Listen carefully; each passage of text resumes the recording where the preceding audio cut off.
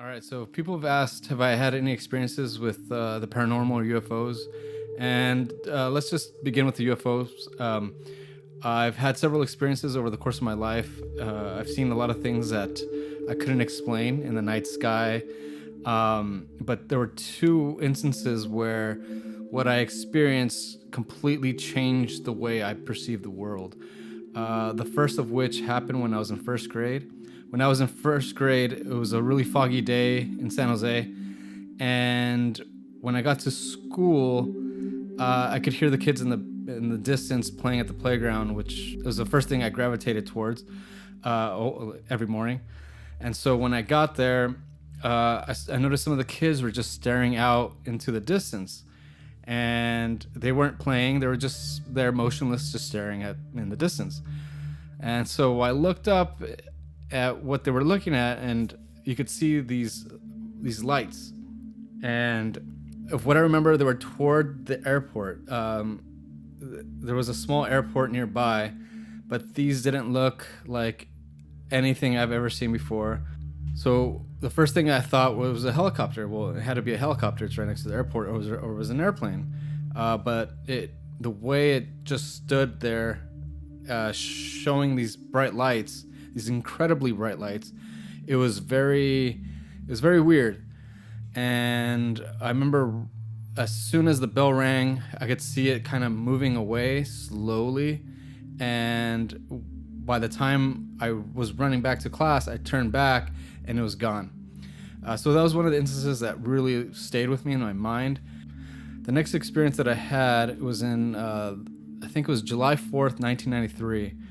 And I'll always remember that day because the main campground that we would go stay at during the 4th of July to see the fireworks, it was completely booked up. And that was the first time that we couldn't get a reservation. So we had to go to a nearby a site a little bit further up the road, more isolated.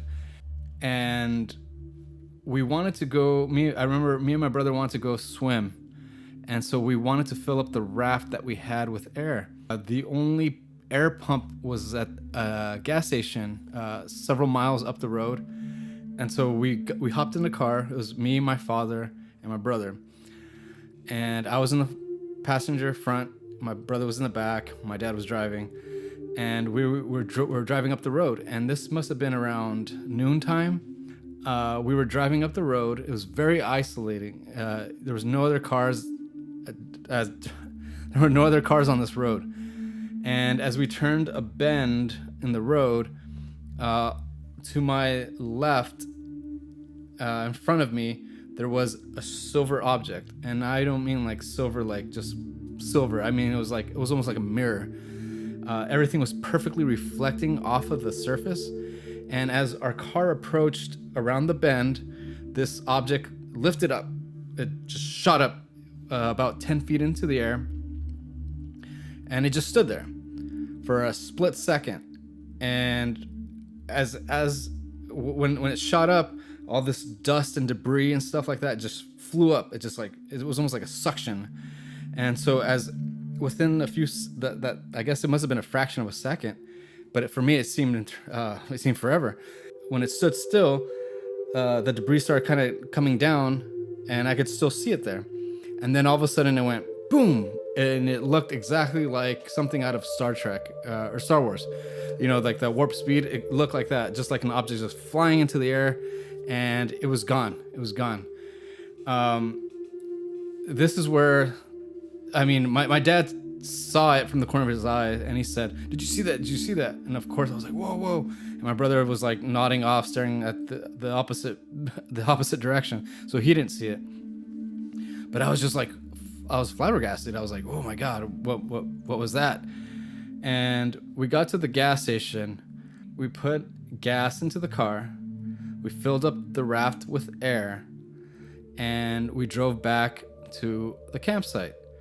And now, mind you, this must have taken in total like 30 minutes in total, maybe 40 at the most, to drive up to the nearby town at the base of the Sierra Nevada mountain range, and then back to the campsite, which was more toward the Central Valley. No more than 40 minutes. But when we returned, my mom was like almost frantic. what took you guys so long? What took you guys so long? To which replied, we only took no more than 30 minutes. But she said, no, you guys have been gone for over 3 hours. So I was like, ooh, wow. So somewhere in that time, the time went missing. And so by the time we got back, we were getting ready to go to the lake, right? I mean, to go swim. We were getting ready to go swim. When we got back, we started realizing, okay, well, the sun is starting to set now. It's getting dark. It's too late to go swim. So what happened during that time, I couldn't tell you. It was just such a bizarre incident that growing up, I would reiterate the story to other kids my age, and I would always get like a crazy look, like, you're crazy. There's no way that would have happened. You're making it up, or, just all these accusations. And that made me realize, okay, well, there's more to the world than what we see. And so I internalized a lot of the experiences after that. And so I kept them to myself. I would write them down in my journals and stuff like that. But I would never share anything outside of what we deem normal. And so, yeah, those are my two stories.